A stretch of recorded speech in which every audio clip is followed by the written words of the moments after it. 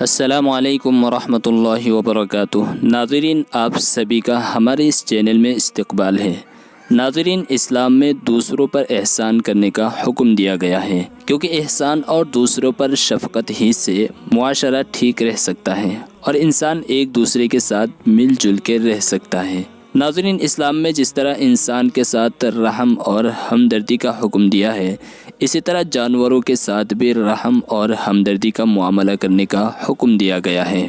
حدیث میں ہے کہ نبی کریم صلی اللہ علیہ وسلم نے فرمایا، ایک آدمی چلا جا رہا تھا کہ اس کو بڑے زور سے پیاس لگی۔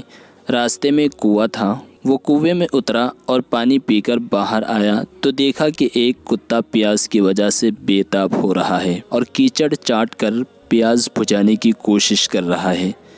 اس آدمی کو خیال آیا کہ جیسے مجھے پیاس لگی تھی اور میں پریشان ہوا تھا، اسی طرح اس کتے کو بھی پیاس سے پریشانی ہوئی ہوگی۔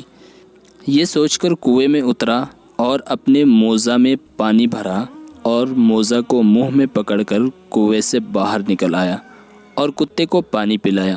نبی کریم صلی اللہ علیہ وسلم نے فرمایا کہ اس آدمی پر اللہ نے رحمت کی اور اس کے اس عمل کی وجہ سے اس کو بخش دیا۔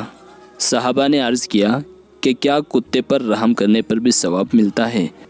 فرمایا کہ ہاں، ہر جانور پر احسان کرنے سے ثواب ملتا ہے۔ ناظرین، جب جانوروں پر رحم کا حکم ہے تو ان پر ظلم کرنا ناجائز ہوگا اور ہونا بھی چاہیے۔